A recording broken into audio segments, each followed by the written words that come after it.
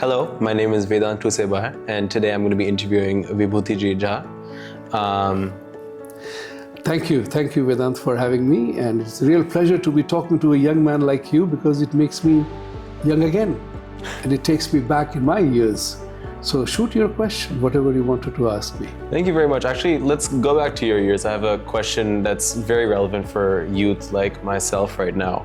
How can Indian American students respond to, anti-Hindu bias and sentiment on our campus when we see it?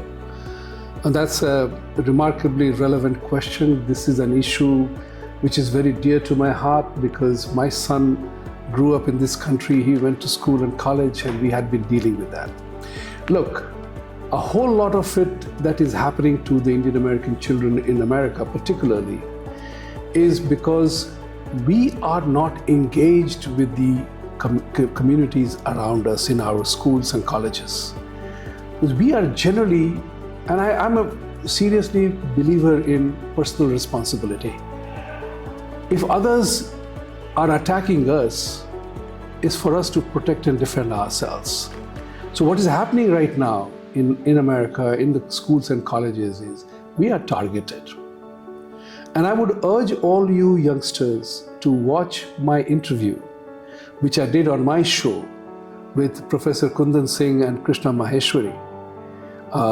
It came out remarkably well in terms of articulation of where the roots are for the bias that the mainstream American kids have against you and I. Now, it's a very important question because you are right in the thick of it. So, what is important here is that in 6th and 7th grade, I don't know your curriculum as of now, but there is a definite bias against teachings about Hindus and Indians, or they worship animals, they have multiple gods, they don't eat beef, they don't do this, as if we are weirdos. But I remember one thing very clearly, is that what a very, an honorable, eloquent senator once told me, that we love you Indians as immigrants to this country because you are professionals, you are hardworking, you have family values, you take care of your children, you are in the highest median income, you are not a law and order problem anywhere in the world as an immigrant community, and you ask for nothing, right? So this is a country in which if you do not assert yourself, if you don't ask the right question, people wouldn't give a damn. Who cares? I remember a very, venerable American once told me that if you guys are able to take care of your children in the manner that you have taken care of in India, you guys will be fine. Because our children suffer from 3 linguistic phenomena. This is an American telling me. Who cares? I don't know. GFY. Think about it. So this is what is important, whereas in our family values, there is a respect, right?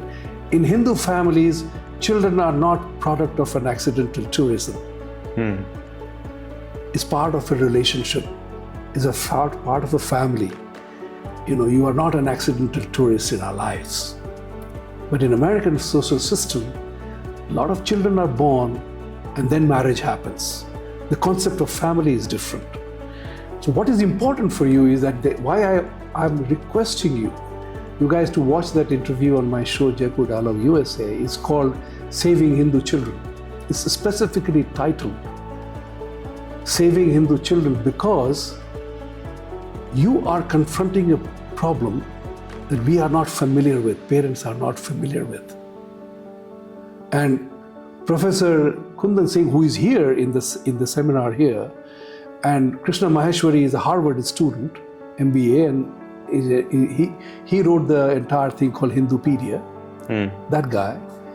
These people have done an incredible work for your benefit and to our benefit. So you should watch that video to know exactly where the problem lies. Now, one of the things happens is that in the classroom, whatever is being taught, I'm not part of that. But I believe that Indian children get disenchanted with themselves for all the attacks that happens on them, because they are caste people, they are this people, they worship all kinds of things, as a result of which you begin to wonder, children begin to wonder, what the hell happened? And because your parents have been so detached with that part of life that they haven't had time to explain to you what our value systems are. Right. So as a result of which, there's a disconnect. Here is the worst part. While the 2 or 3% of the children in the class get unhappy, and you will hear the words in the show that if you do get to watch, the 98% or 97% of the non-Indians in the class, they begin to look at you as weirdos. Yeah. Right? That's the image that you have to fix. And you can fix that only if you know where you stand, what you stand for, your value systems. Because you are an individual. You have a skin color, which I learned when I came to this country in 91. We had in our Beverly Hills office of American Express, I was a classic Desi, fresh off the boat. I was trying to be nice with my colleagues in my office. And I asked my lady colleagues, what are you doing this weekend? And they say, oh, we are going to the beach, we'll get tan. And I said, classic Desi, stuff. You are already fair and lovely. You know the cream Fair and Lovely in India? Yeah. You're already fair and lovely. Why would you go to the beach to burn your skin? And that's the time when this beautiful colleague of mine told me, you goddamn Indians, you have no idea what a beautiful skin tone you have. This story of 91. And I looked at myself and I said, oh, damn it, I'm naturally tanned. I don't have to go into a tanning machine. The point of the matter is, others appreciate us, we don't appreciate ourselves. Right. So, and I have had to address questions which have ranged from sublime to stupid about ourselves. So what you have to do is confront the reality as it is. You don't have to be hard and rude or tough or whatever, but make an inquiry. Make an inquiry. Like for example, we Hindus, we are the only authentic, genuine, liberal, democratic faith in the world. Yeah.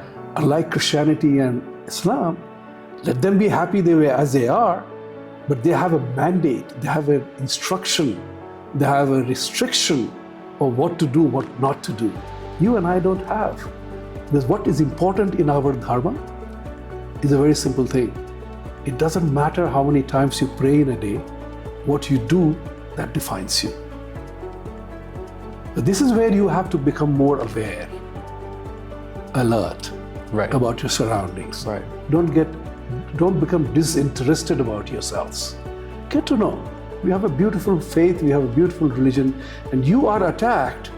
The modern day children are attacked not because you are not smart, because you belong to a different faith that doesn't conform to their way of thinking. Right. So you had a remarkably, at least for me, close. Your point about 6th to 7th grade hit close to home, because in 6th grade we studied Ramayana in our English literature class, and I remember one day I was speaking to my teacher about something, and she said, "There's no way you could possibly believe in any of this." And as a child in 6th grade who's looked up to teachers and has never experienced this blatantly, there's a feeling of being dwarfed by authority and institution. And I knew that other children also asserted themselves, because I had Muslim and Pakistani peers who would wear shirts to school, for example, saying "Free Kashmir." And then they would have their whole spiel ready if you asked them about it. But I find that, just like me, many of my Hindu classmates felt disillusioned and felt confused, because there were some that were particularly aware. They weren't sure how to respond, and they weren't sure what exactly was wrong about what she was saying. But clearly it's possible, because we do see other children asserting themselves. What do we need to get right in terms of teaching children to be able to assert themselves in a way that they feel confidence in? Very good.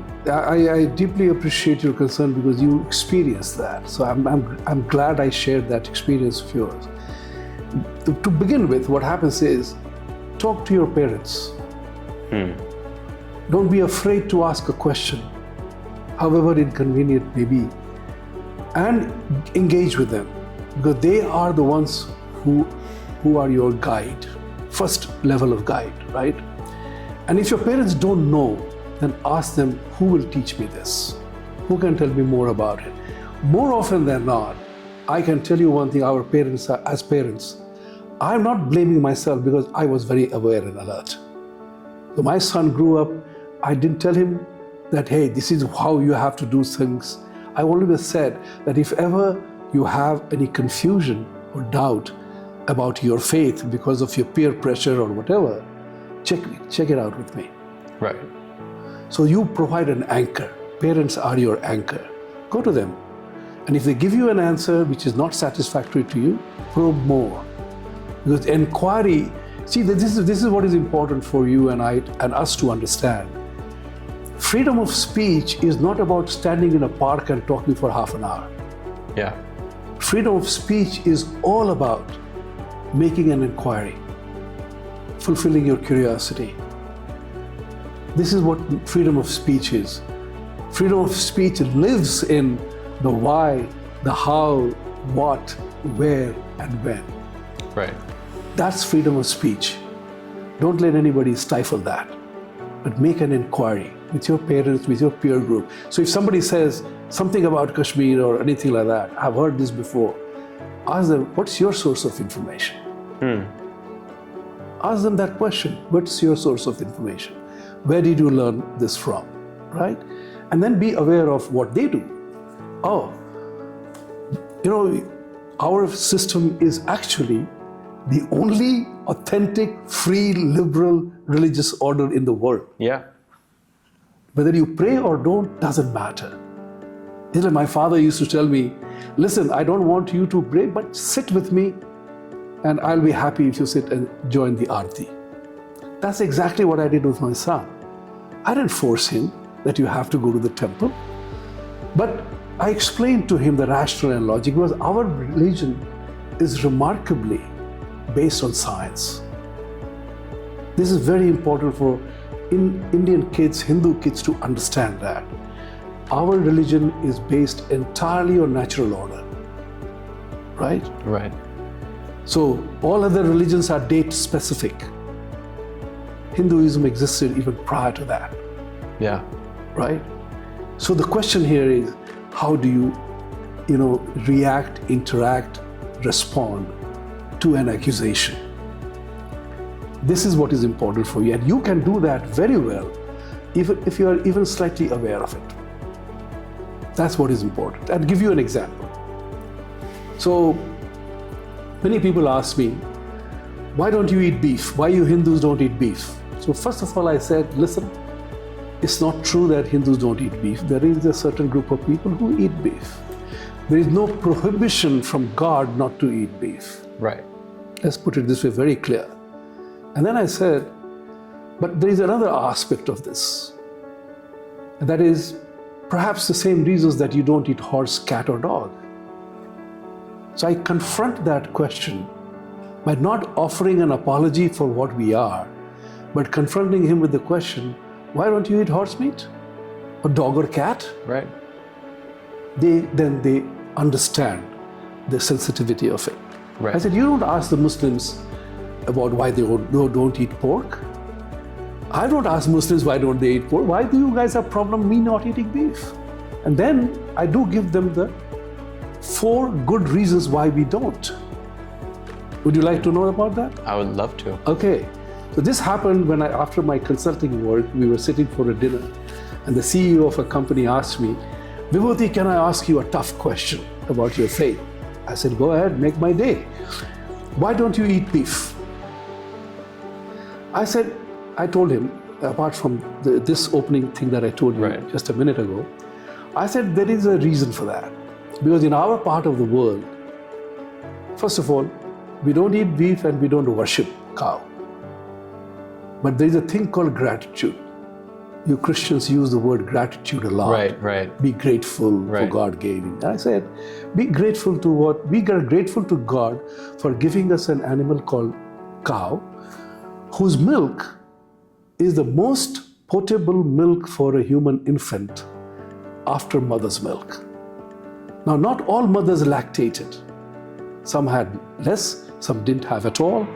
So the cow's milk in the village served as the most suitable food for a human infant until that infant was fit to have a soup or whatever else. Right. So cow assumed a mother's role. So it was called a surrogate mother.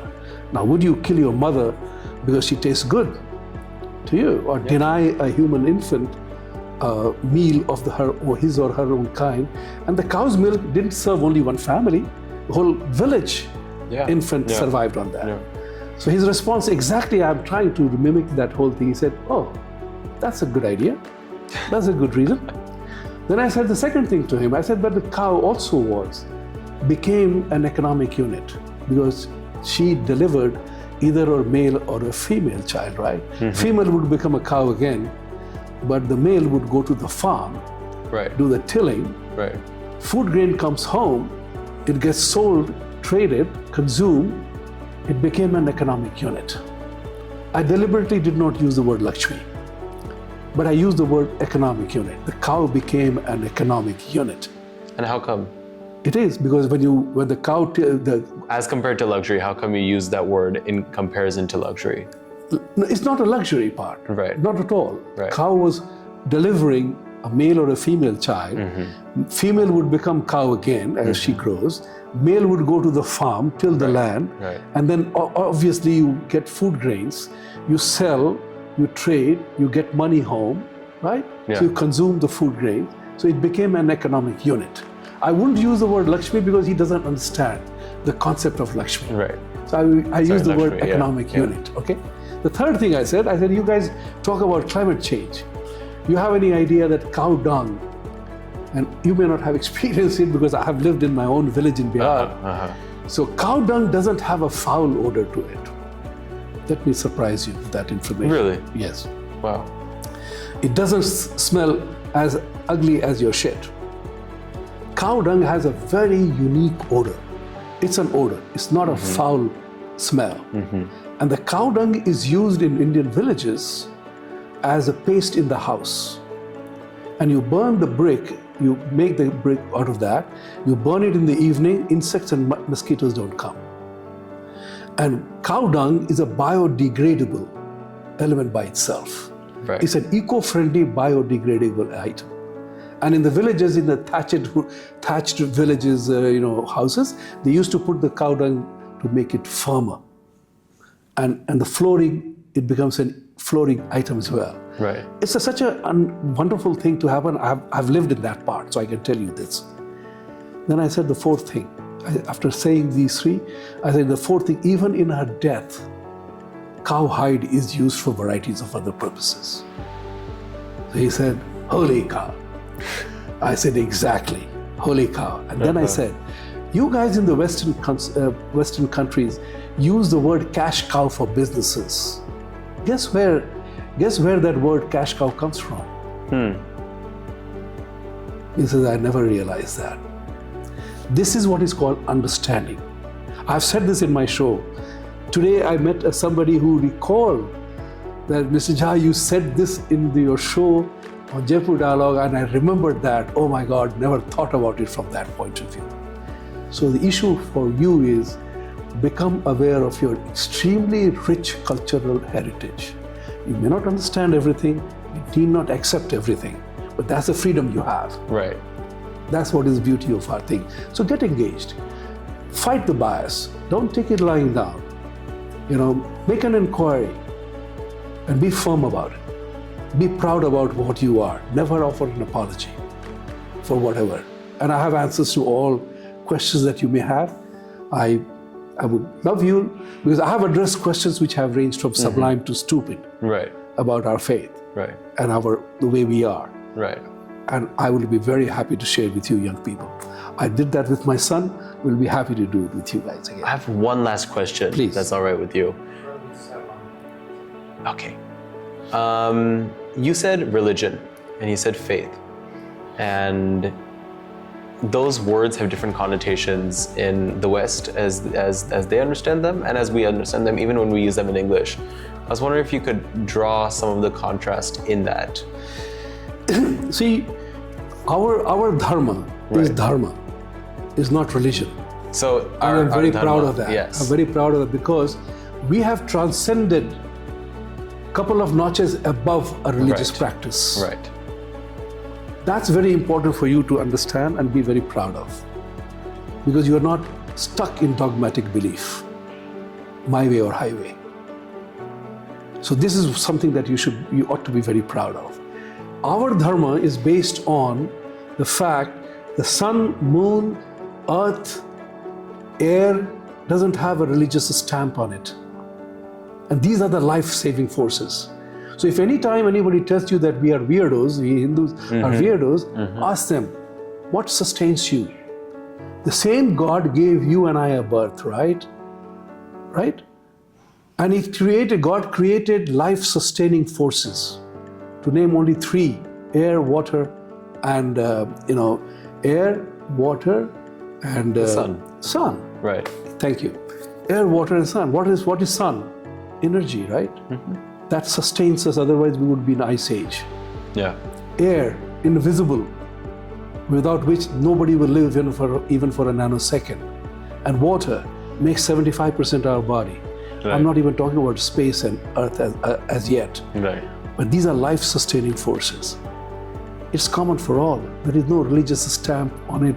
There is no Christian apple. There is no Muslim pear or a Hindu banana. Right. So in nature, there is no religious discrimination. Right. Sun is same for everybody. Right. That's who we are. Right. That's what they fear. Because as science and technology evolves, all the fear and ignorance is vanishing. The darkness that comes about for not knowing certain things or being stuck in a room in my own cocoon, that disappears. That's who we are. We offer light. That's why every festivity of ours has an element of light in it. It's called a celebration for a reason. So it's a very long conversation. We will have more of it, no doubt. Right. If you are interested, I'll be happy to share more thoughts how to deal with that.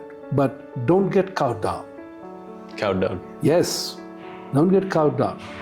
Don't get defensive. Right. Be firm and polite about it. Be firm and polite about it, and a genuine inquiry helps. That's what life is all about. Thank you so much. And Thank you. perhaps that's what makes our faith so powerful. It is that it is inherently tied with doubt. And without doubt, what meaning does our faith have? Exactly. Remember, freedom of speech is not about standing in a park and talking for 2 hours. It's about making those inquiries that fulfills your inquisitiveness and the intellectual curiosity. Thank you so much. Thank you. You're welcome.